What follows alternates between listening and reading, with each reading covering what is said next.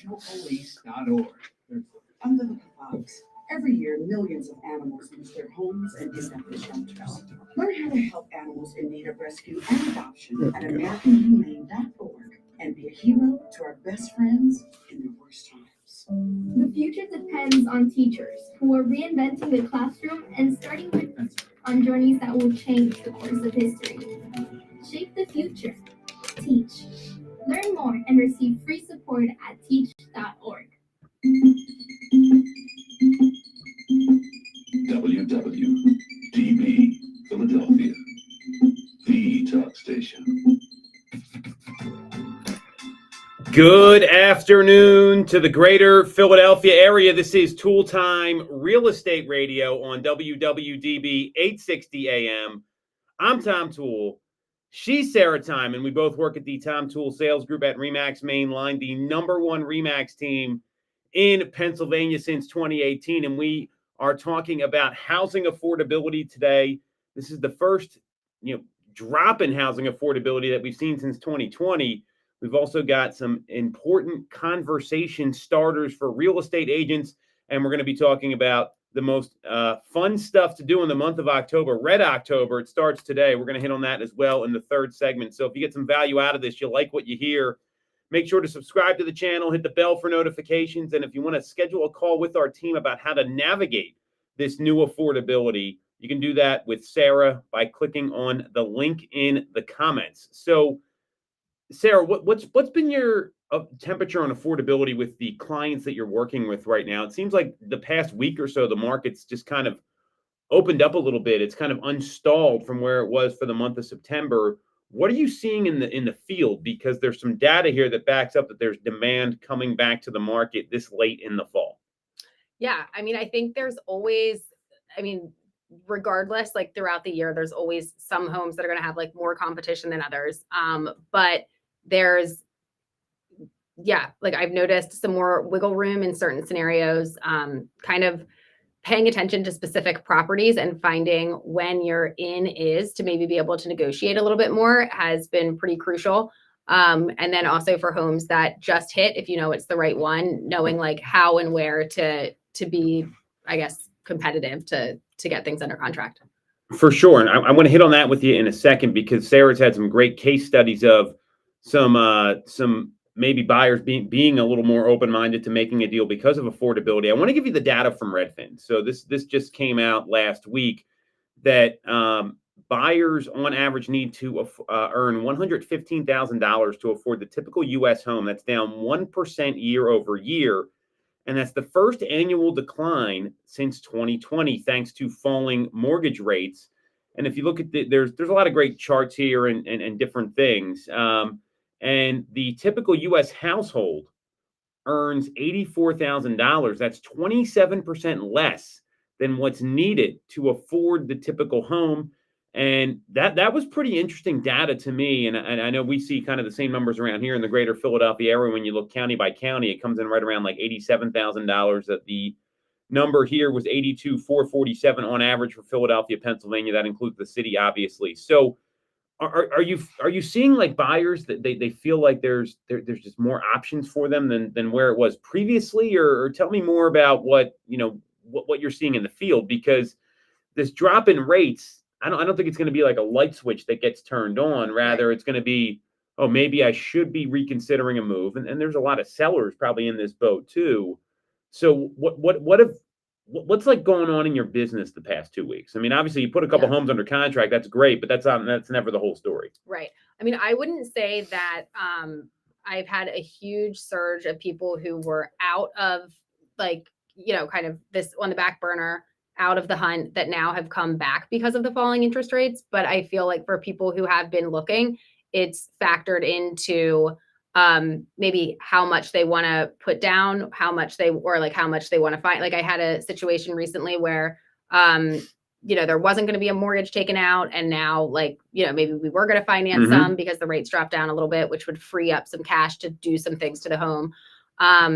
So I feel like the structuring of some of the offers maybe have changed a little bit, and it's certainly been a positive to be able to show those estimated closing costs and see where your numbers are coming in at. But it has, for me at this point, it hasn't like completely pulled people from I'm not looking to now the rates drop, so I'm looking. Well, and one thing I'm hearing that's pretty important here, and I want everyone to realize is that you're actually going over these numbers before you find the house that they like. Like this is part of the planning meeting, the strategy session. Here's your payment. Here's your cash to close. The property you're talking about, I know where there may or may not have been a mortgage. It was all right. Does it make sense to put more money into a home to get a bigger property? But then there's the flip side of what's the carrying cost going to be, and some other things. So, with that, I mean, it's starting more conversations. I think is probably the best question to ask. Yeah. It definitely has started some more conversations, and it's an easy in both with clients that I'm, actively working with, as well as just people that I know that may or may not actually be looking to buy a house right now, but that are just like, so like, what are we seeing with this? How is that changing things? And then, sometimes even if, the person that I know isn't looking, they're like, actually, I've got a friend, like maybe you should talk to them. I agree with that. And, this is what used to happen in the market prior to 2020, where there was these long drawn out decisions. We were talking with some other people with our team the past couple of days, and you made a joke, but I don't think it was really a joke, where it was, hey, at no time am I expecting these people to transact in the first 30 days. I am playing the long game. Yeah. I forget how you said it. Talk a little bit about that, because that's really how you win in this business. You can't expect stuff to turn in 30, 60 days. And those people that are very bottom of the funnel, it's actually harder to win them. It's maybe easier to get them under contract, but harder to win up front. So what's been your mindset there with your business playing the long game, Sarah? I think from the get-go, whenever I got into this, I never expected it to be, you meet somebody, you show them a house, they get the house, That happened to me one time ever. I know. It's very rare. I can count two actually. Yeah. That really happened. And that's out of 23 years. Yeah. I can count one for a person that I met, showed them a house, and then we put an offer in on it and got it. Like most of the time it's, I've had clients I've worked with for years before they've gotten into something. So, and it's not like, I feel like for the people that I've worked with for a long time, it's not people that are going out multiple times a week, every week. It's, there'll be lulls and like, periods of time there where they're like, they take it they kind of put it on the back burner for a minute. But it's all about finding the right house, getting to the bottom of the motivation, listening to what they have to say. And, if their timeline is flexible, which is great in some cases for buyers, they're not feeling like they need to be like forced into doing something or just take the first thing that comes along. But, keeping in touch, making sure that you're still on top of what's most important to them, and knowing that like eventually it'll get there. And I guess try to have a decent amount of clients so that you're not like just waiting for that. Like if you only have one client and they're not going to do anything for 3 years, that's going to be tough. Well, that's where obviously as a real estate agent, you got to be constantly looking for new business. And instead of like someone says 6 months, I'm like, great, why don't we meet now? Versus there's some people that don't want to meet with anybody if they're not ready to do something in 30 days. And they usually don't have a long run in real estate. I mean, you've already outlasted most people, Sarah. And 75% of agents are out of the business in the first year. So, so with that, I think it's, in a time like this where there's some uncertainty, we're talking about how first-time home buyers are kind of hampered because starter homes have become less affordable. Even though they're becoming a little more affordable now, there's a little bit of a catch, because the average starter home, it's tripled since 2012, while the median household income hasn't even doubled. And this is what a lot of people are talking about. We've got a presidential election coming up, and the cost of goods is a major talking point. You look at some of these numbers here. So in August of 2012, the income needed to afford a median price starter home, this is from Redfin, is $24,905. It's incredible to me. The median household income is $53,000. Starter home median sale price is $95,000. These are obviously national numbers. You're not buying anything, even in 2012, for $95,000. Right. August of 2019, $39,997 is the income needed to afford a median price starter home. $62,843 is the median household income. $165,500 is the median home sale price for a starter home. And the share of starter home listings affordable to the typical household is 98.2%. That's not a bad number. Then last year and this year through August, that number dropped. The share of starter home listings affordable to typical households to 72% and 75%. So seeing that, I mean, do you feel like first time home buyers, especially, they're having a little bit of a tough time with these starter properties?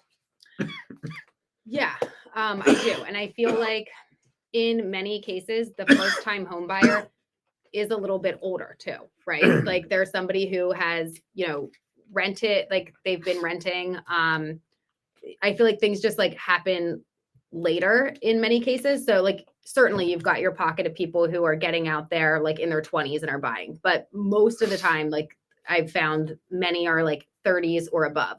So also if you've been renting, you probably have like a certain standard of what you're used to. So then going into what would be like the price point, like it just, you're used to something better, even though you're renting it. So kind of juggling that in as well is, sometimes a little bit complicated. That's a really great point, because you think about some of these rents people pay, and they're significant, but the reality is there's just not a lot of options for them. And in our market, especially, I mean, I see more and more like high-end apartment buildings being built all over the place, which is interesting. I mean, I don't think that's what a lot of people think of when they think of the American dream or like building wealth, but there is like that trade-off. Like I'm moving from this to this, and Right. some people I don't know that they value home ownership as much as they used to. Right. And I mean, even if your monthly payment would be somewhat similar, like having enough down to make it be, a similar payment that can be difficult. For sure. And so what we're kind of, seeing here is that when you look at this affordability, I don't think affordability is going to change too much. So for someone that's maybe struggling with, I can't buy the home where I want to be, like what options do you give them? Like what do you say to these folks? Right. So there's a couple of different buckets kind of, or, categories of what you can change. So if location is like, I must be in like this small radius, then maybe you do have to give up some of the things that initially were like must-haves, and now it kind of goes into a want category, and you might not be able to get all of those things. And it's always interesting where somebody starts at for like, I need all of these things in the house, and then how that changes over time.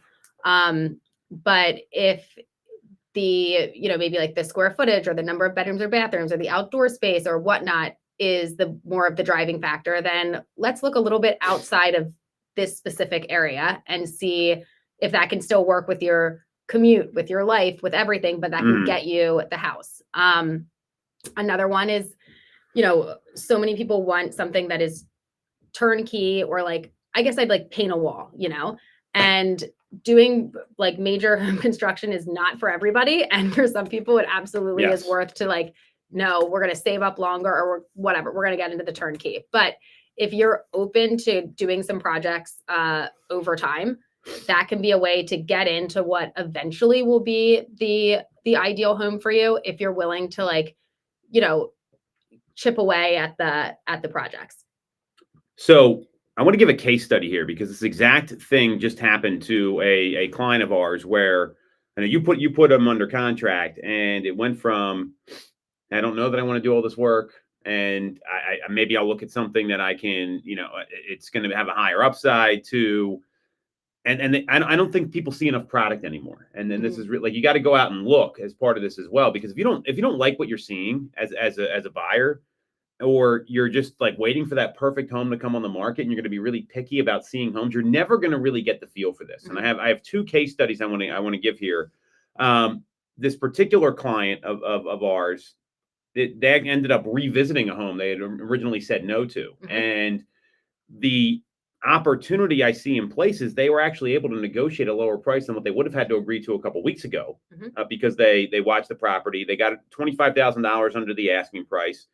The home needs, I don't know that it needs a lot of work to be livable, but for their standards, they want to do some renovations, I think is a good way to look at it. And a lot of folks, and we were talking about this over the weekend, they're when you see these homes sit on the market, that just spells opportunity to me. And that might be the third, like another bucket to look at, where hey, this home's been on the market, and most people think, what's wrong with it? Right? Like that's the immediate reaction. And you go look at it and you're like, wow, there's nothing wrong with it. They just didn't market this right. It wasn't, maybe there's bad photos. Maybe it needs some work. Maybe it was overpriced. Yep. And then you go see that and you can get, and like, well, if I can get it at this number, it makes sense. And all of a sudden, then you're under contract in a place where you really want to be. Right. So, and sellers, I don't want to say motivation changes over time, but if you've got your home on the market, like I can tell you for the home that the first case study that you were talking about there, we got that home under contract for a price lower than one that they had rejected previously. yes. So,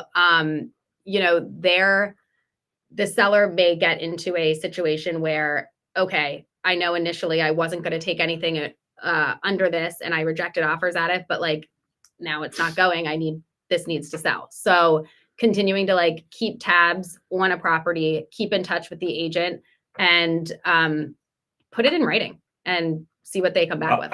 The last point there is so critical, putting it in writing. There's so many. Have you ever had like a listing and the buyer agent's like, hey, would they take this price? And it's just because agents tend to be like lazy. They don't want to write up the agreement. And instead of trying to pre-negotiate everything, the strategy for this property was, let's write it up. We're going to give them the same offer that we gave them before, and let's see if they take it. And guess what happened? They said yes. Yeah. And so, sometimes as time goes on, sellers realize like, hey, maybe I'm not getting that number, and this might be the best offer that comes in. So that's one advantage to seeing affordability improve a little bit, and then also seeing what else is out there, and you can get a better perspective to make a great decision, because we know emotions tie people up. And sometimes like the deal doesn't work out and everyone gets all worked up, like, oh, screw them, or we're not going to do a deal with them. And it's, hey, like, let's look at what's best for you. Let's forget all that and let's see if we can make this happen. And then all of a sudden it works out. So that's case study number one. The flip side of this is we just listed and sold a home.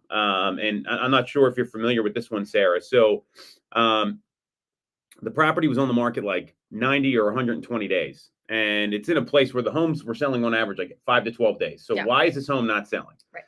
Had iPhone photos. You could actually see because it was vertically taken. The marketing was not done thoroughly. There wasn't a lot of information there. And the seller I'm assuming this was not our listing? Well, it's our listing now because we sold it, but this was not our listing. It was a listing that expired. Yeah. And it's a great point. It's not us. So instead of worried about like repricing it, it was, hey, we didn't get to the right part of the market. So if you look at this home now, we got professional photos done, video walkthrough, made sure all the room dimensions were in there, and we relaunched it in a very aggressive way with open houses, targeted advertising on social media, YouTube, Google, all that stuff.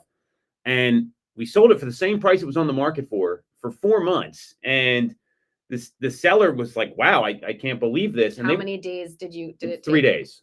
Nice. I mean, the offer came in, I think, after 2. And the bigger challenge here is that they were about to rent it out, and they didn't want to rent it. They just didn't see another option. So, when you see these changes happen in affordability, like the buyer, and this home had a condo fee and some other stuff, so the monthly payment is going to be there no matter what. Right. The buyer, they had seen the property and they're like, wow, I didn't realize how great it was. And now rates came down a little bit. Like, let me lock this thing in. And so this affordability, even though rates haven't gone down a ton, they're still a lot lower than where they were. You're going to see more deal opportunities come about, just because I think that the people that are serious about transacting are coming out of the woodwork a little bit here. So knowing you're seeing that happen, you got someone that's on the fence. They're saying, should I wait until 2025 or should I buy now, Sarah? Or should I transact now? What advice are you giving them? Well, I mean, I think I would, kind of want to get to what is the reason that you want to move. And, kind of backtrack it from there. It's very common for an election year, with the climate being what it has been, for people to feel uncertain. Rates are ticking down. What if they come down further and I miss, had I waited longer, I could get the lower rate. I mean, what we know is that, traditionally in election years, the prices of homes go up. So, and I mean, honestly, I guess election year or not, in our market, they just kind of go up. So knowing that waiting isn't there's not going to be some like massive drop here that just magically happens. For the rates, I think we look at it at, where are they right now? And we don't know, like, how long it will take for them to come down further than that, and what it will come to. What we do know is as the rates go down, more buyers come in and, are able to afford to pay more for the home. So it's not necessarily that you're going to be saving money. You might be able to brag about your lower interest rate, but what did you have to put down, and what is your monthly payment? And knowing that going in, and let's say that you lock in on a great home today that you can afford at the interest rate that we're at, and then let's say somehow they magically drop a whole percentage point or something like that, you can refinance at the price of the home where you got it, which is great. Well, that's all great advice, and I love how you're like, here's the data points, Mhm. and then how does this impact your plans? Because Right. you're not, it's never you can't time the market, right? Right.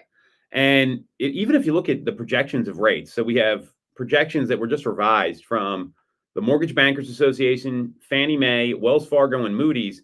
You're seeing a range of, today we're at let's call it 6. 6 and an eighth. Most people are predicting they're going to be lower next year. Now, the Mortgage Bankers is predicting they're going to be higher than even where they are right now. So if you take that one out of it, you look at Fannie Mae, Wells Fargo, and Moody's. They're all predicting they're gradually going to be lower. Maybe like 5.5% is the most bullish prediction by the end of the year. Most people are predicting that like 5.5 to 6% range. It's not a huge range there. Right. So certainly you could wait for rates to come down. Then we know that when rates do come down, like you said, that's going to be there's more competition. Inventory is growing. That's another data point you want to look at. And really, it's if you can find the right home, I think is the best answer. So when someone asks that question, you want to look at the data and really just have a game plan in place, because you never know when the right home is going to come up. And I think and this is a lot of sellers' problem, is that how many sellers do you talk to that say they don't know where they're going to go? Right. That's, I feel like a little bit, that one can be tricky and complicated depending on what their scenario is. But yeah, I mean, I guess figuring out like, what does the move mean to you? What does it do for you? What does not moving? How does that impact you? And then the money is obviously going to be a very large and important factor. You know what I mean? But there's also like, what does it do for you? And can you put a dollar amount on that? And like for your overall well-being and happiness and whatnot.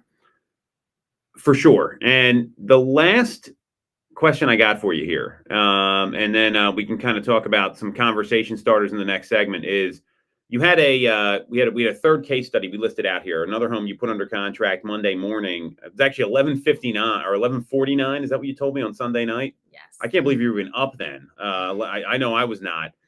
And this particular, it was time stamped for then. I didn't get it till the next morning. Okay, good. All right. So I was just no, but I was up. I was refreshing my screen. That's wild. This happened to me. I've been there, done that. So that particular client, I know all these folks really well because we're deep on our transactions. What was the motivator for that person? Tell us a little bit more about that. I mean, it seems like because they had been looking for properties for a good amount of time, and then all of a sudden, I mean, part of it is probably they found the right one. I'm sure that had something to do with it. Tell me a little bit more about that particular client, because we're seeing. I can tell you from a team perspective, we saw more homes go under contract this like past week than we've seen for. I mean, it's been a much faster pace. Let's put it that way. Honestly, I think it was the right home. It was not a situation where they were in a time crunch or needed to transact immediately. They wanted to find the right property. With ones that we had looked at in the past, there was something that just wasn't quite there for them. And this one checked the boxes. And you know what? That's because you're playing the long game, because you never know when these homes are going to come to the market. Mm-hmm. And I think that this is what you can only control what comes to the market so much. And can you create inventory? Sure. You can go door knocking, you can circle dial, you can do all those things.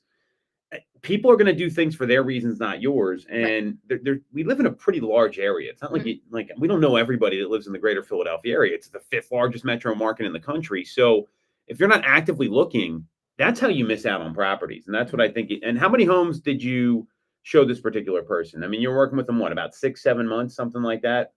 And the conversations date back to pre-2020, because I was, this is someone I had spoken to a long time ago. But I mean, what was like the volume of properties? We were pretty particular about the ones that we would go and look at. So 10, 15. Okay, so that's about the right number, though. I mean, that's, most people look at like 6 to 10 homes before they write something up, and part of that's like learning as well. So yeah, but I mean, my client was very good at vetting things out. We would read disclosures in advance, and if there was something that like we knew wasn't going to be a fit, not look at it.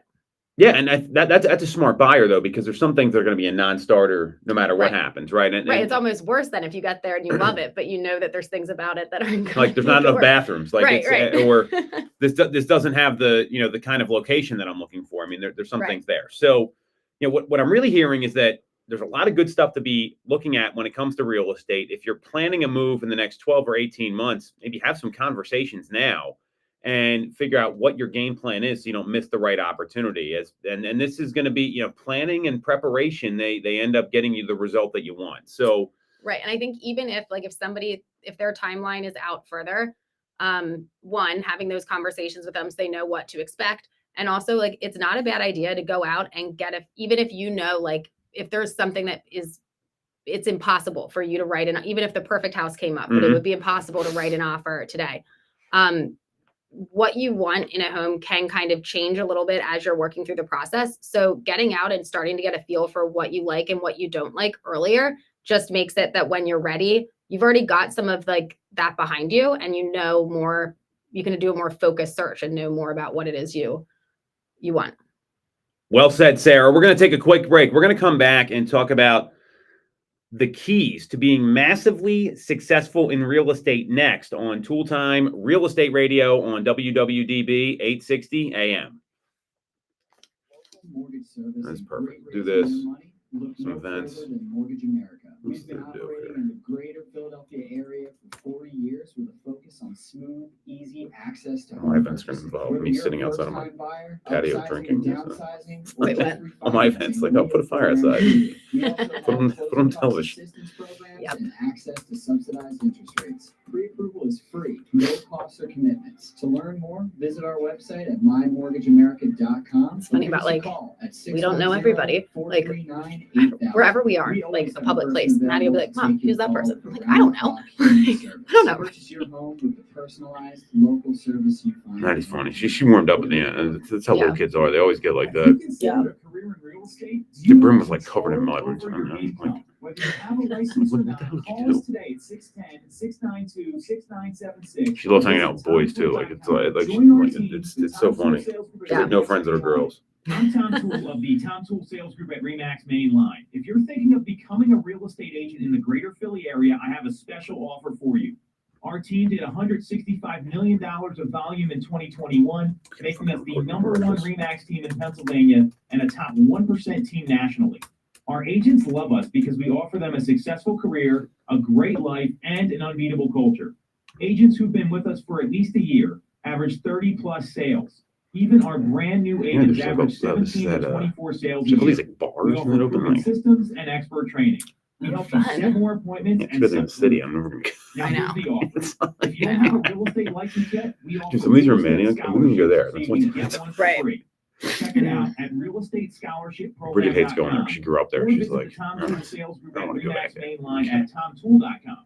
That's This place is doable. tomtoole.com.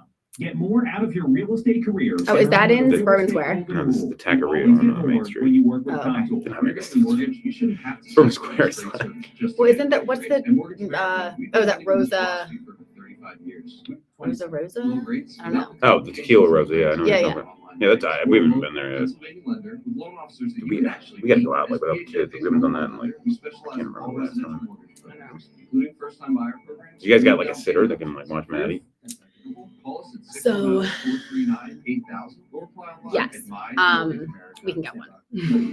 We used to have regular ones. Been a little lazy. Welcome back to Toole Time Real Estate Radio on WWDB 860 AM. I'm Tom Toole. She's Sarah Timon.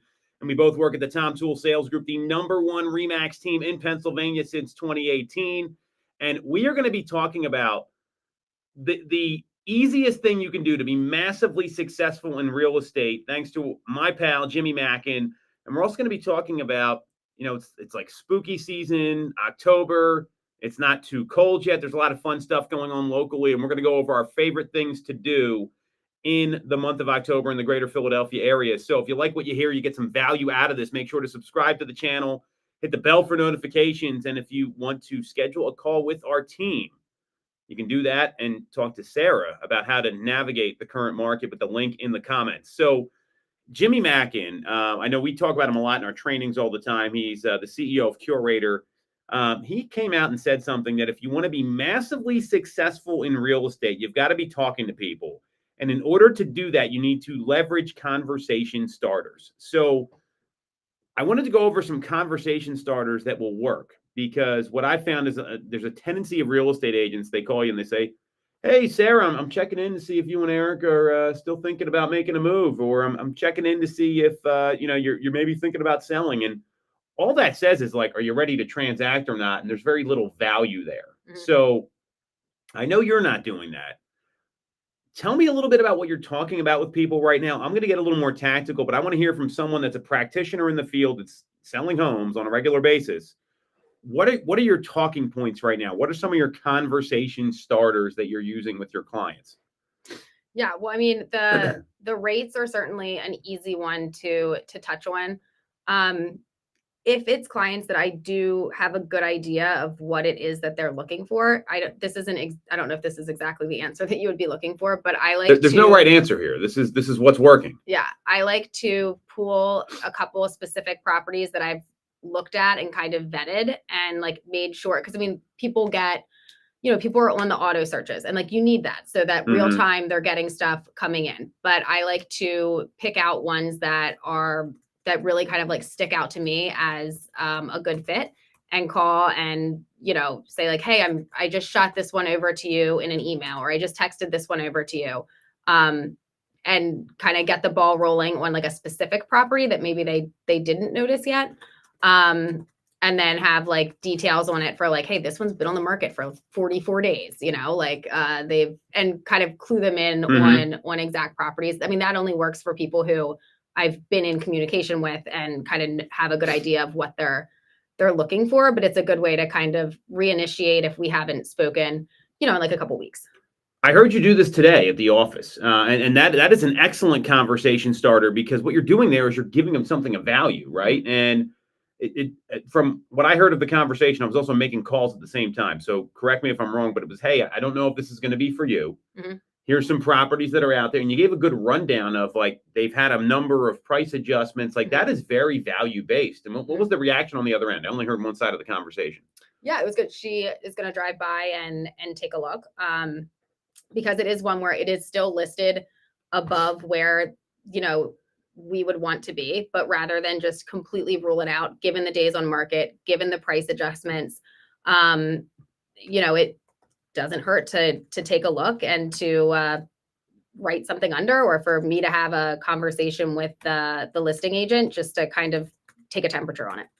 Well, and what that does is it shows you're actually like working for them and looking out for them instead of relying on the property drip. I mean, a lot of agents, they have what we call a 3-point plan, where they talk to you once, they put you on a property drip, and then they never call you again and wait to hear from you. And it's not a good way to service folks. And based on our last segment, where that can be an opportunity in the market, like, hey, this has been on the market, there's a little bit of time here. So I think that's really smart. And here's some other ways to have some conversation starters. So I'm going to run through these. Give me your reaction here, Sarah. So the first would be know how to open the conversation. Like we talk about OFQs all the time. It's an opening, a fact, and a question. So, hey, it's Tom here with RE/MAX. I'm following up as promised. I'm not sure if you're aware that interest rates at their lowest level since February of 2023. How might that impact your plans over the next 6, 12, 18 months? And have you used that at all? Has that been something you've been talking about with folks? Yeah, it's been positive. I don't use that one like every time, but specific, like when they do hit certain thresholds, it's an easy opener and something that relates to everyone. Well, and you can't use the same ones all the time. Like right. you called this particular client and you're giving them something of value specifically to them. Like that's what really matters here. You got to know who you're talking to. So rates are a great conversation starter. What are some of the complaints you've gotten from buyers and sellers? What are some of their challenges right now? Because I want to try to address those with some of these openers that we're gonna talk about here. just, the right home isn't popping up. They feel like they have to give an arm and a leg. Mhm. It's getting in. We're busy. We got overwhelmed, and we just need to take a break. So the good news here is that there's an easy opener for this. So the supply of homes has grown 22.9% since the month of August. We don't have the September data yet of last year. So if you got someone, I'm not seeing what I want, and they may not still see what they want, by the Right. way. Like this isn't going to be oh, great, inventory's up, I'm going to go buy a home. This is, hey, I'm seeing a trend and this is what's happening. How would that impact your plans if this continues? So the opener is as simple as, hey, it's Tom with Remax. I'm following up as promised. We've seen that inventory's grown 22.9% compared to last year. How would more housing options impact your plans over the next 12, 18 months? Mhm. And I'm a big believer in like putting a long tail on this because Right, so that people don't feel like they you're don't feel just- pressure. Right. So that's another great thing to use. Have you ever found that? And I know you've got some door knocking plan and some different things. So what kind of openers do you use when you're door knocking? Because you've done that. You've listed homes from door knocking. This is not some like pie in the sky strategy. This is something tactical that's worked for you and your business. Yeah, I mean, I think the first thing that's a non-verbal thing, but is just stepping back away from the door so that you're not like right up there in their Yes. face when they open it. And then starting the conversation with, hey, like, and open it up to like neighbors, like have any of your neighbor where we have clients, and pick neighborhoods that you do have clients that are trying to get into. Mhm. But I've got a client that's looking to get into this neighborhood, and then to which they always say, I'm not selling. Mhm. And you say, that's fine. Have any of your neighbors mentioned anything? Like, is anybody thinking about moving in the upcoming future? Kids, and if it's like around the time that it's like graduation, like, was that the last kid to leave the Yeah. house, and taking the pressure off of them and more onto rat out your neighbors for me. Well, that's what happens though. Like you'd be surprised what people tell you, and I've done this with you, and I agree. Like the physical nonverbal cue of stepping back from the door, and like let's be like you're a woman and I'm a man. I think it's even more important. Like you've really got to like have good body language, no matter what it is. Like smile, wave, like that sort of stuff. You can't be looking all like aggro when you're there. I think that's Right. really, really important, and especially if you look at like who's opening the door. And there's some people that are very timid opening the door, no matter when you do this anyway. So I love that. What I found has worked pretty well is like, hey, did you see like the for sale sign up the street? Like we just sold this property, and I was over at the Smith's home. Maybe drop their last name, and we had a couple people interested in the home, and it sold X amount of percent above the asking price. And there was other buyers that lost out on this. So just out of curiosity, do you know any other neighbors that are thinking about selling? Because we got people that they made an offer on this home and it's right down the street from you. And that does take the pressure out of it for sure. And then when you focus on neighbors, like, and I've heard people say like, hey, I'm not selling. And they slam the door in your face. And it's like, hey, I wasn't asking you that. Right. And it kind of, it just alleviates that pressure a little bit. Yeah.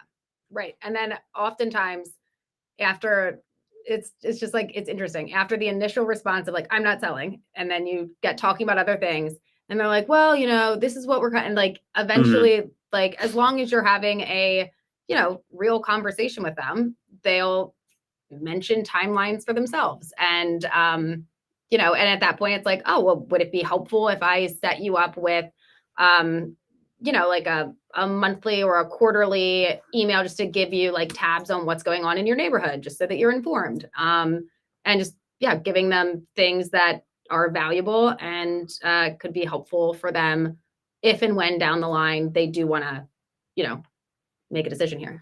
And would it be helpful if, right? Like you're asking a question, and that's so important because the more questions you ask, the better off it goes. And when you start asking questions and getting into discovery, I can't tell you how many times this has worked for me where people are like, hey, you're the only one who could keep me on the phone. You know why? I'm not spewing information at them. I'm asking them what's important to them or what happened, whether it's an expired listing or it's a sale in the neighborhood or it's an inbound lead, whatever it might be. It's, hey, so tell me a little bit more about what's going on, Sarah. Where are you and Eric thinking about moving to? And you make it about them.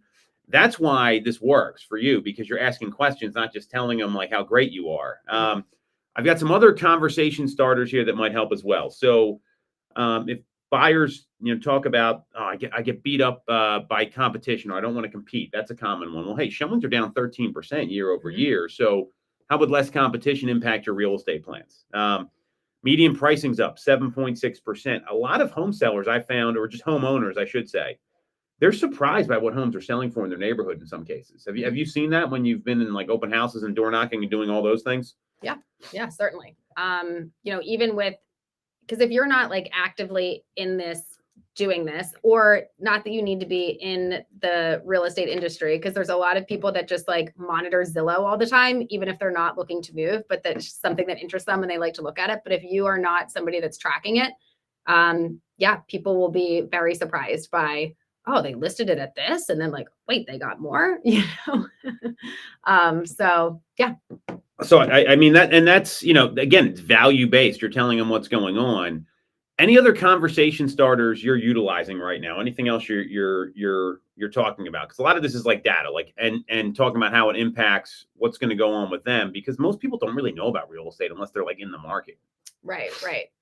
I mean, my go-to really is to kind of, rather than do like, and this is something like I probably should change about myself, but rather than do like, I don't know, a million calls, I do kind of research often times before like reaching out, and I want to have things that like are tailored to that client. But yeah, so I would say most of my calls tend to be more focused on something specific towards them, or if I know about the motivation for the move, like how's everything going with that?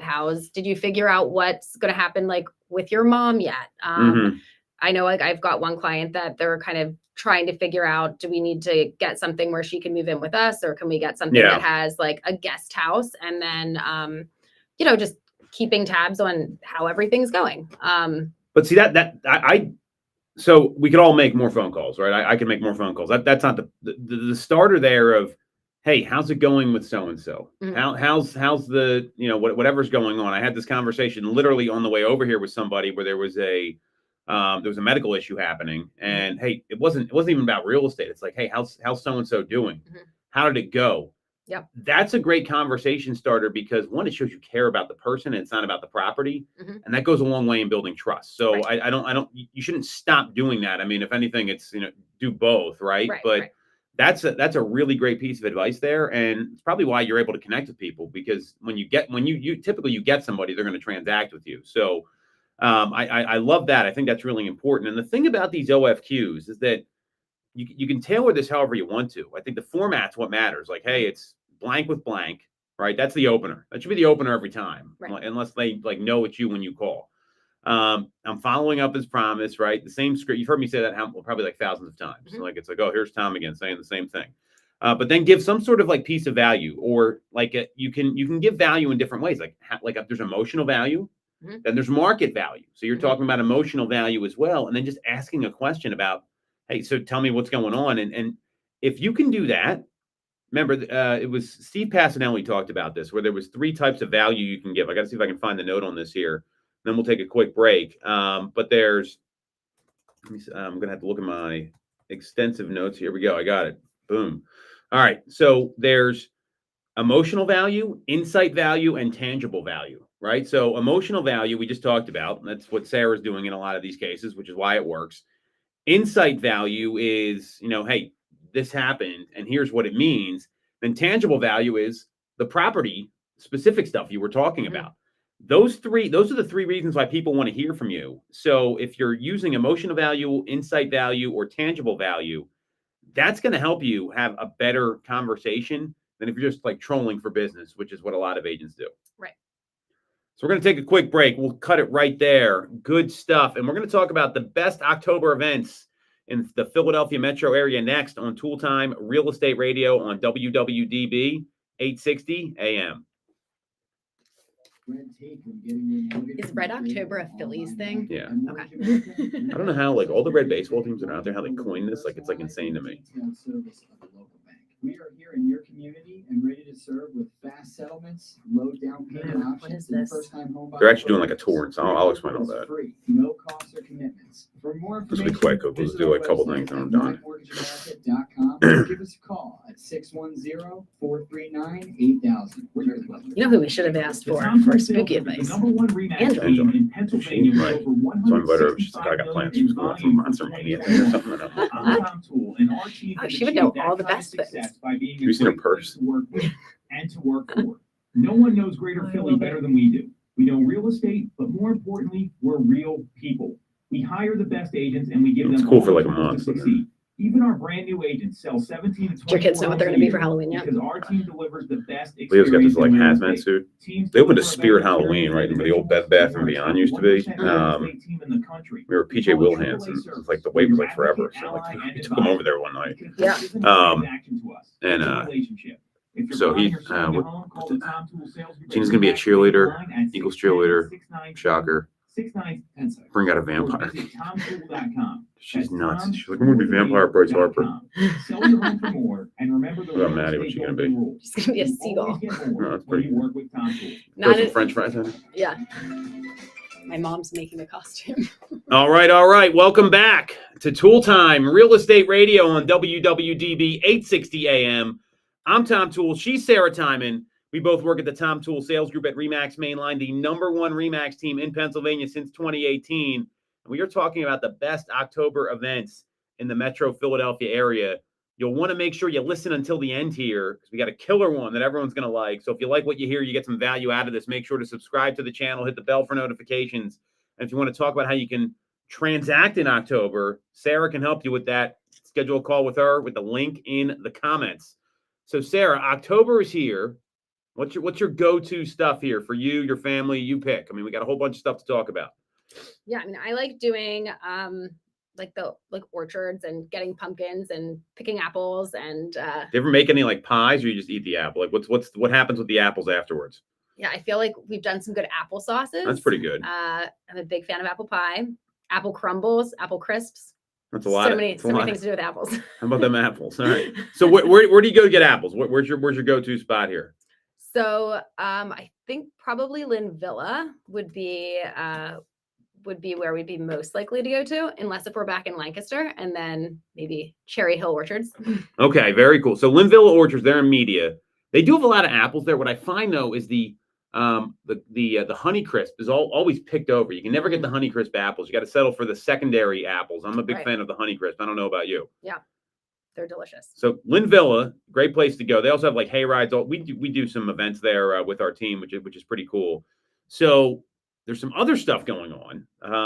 I didn't know there was all these like Halloween bars around. So this shows what how exciting my life is on the weekend. So there's the Nightmare Before Tinsel. You ever been to Tinsel, the bar in Center City? Yes, it's fun. So they have a Halloween theme bar. That's right at I think it's like 10th and we'll have to find it here for you.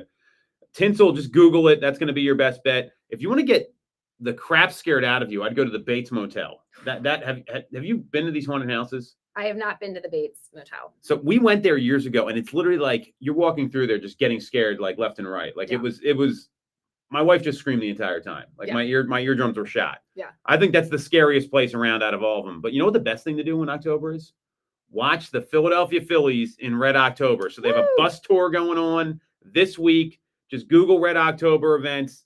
Just make sure you get outside, I think, is really the main thing because the weather's going to get pretty crappy here soon. So that's all we got on this week's episode of Toole Time Real Estate Radio on WWDB 860 AM. If you want to follow Sarah, she's at Ty_Ty Time. You can follow me at TomToole3RD, and we're streaming live every week on YouTube. Just click the subscribe button, hit the bell for notifications, and we'll catch you next time. Thanks so much. All Perfect right. ending segment. Yeah.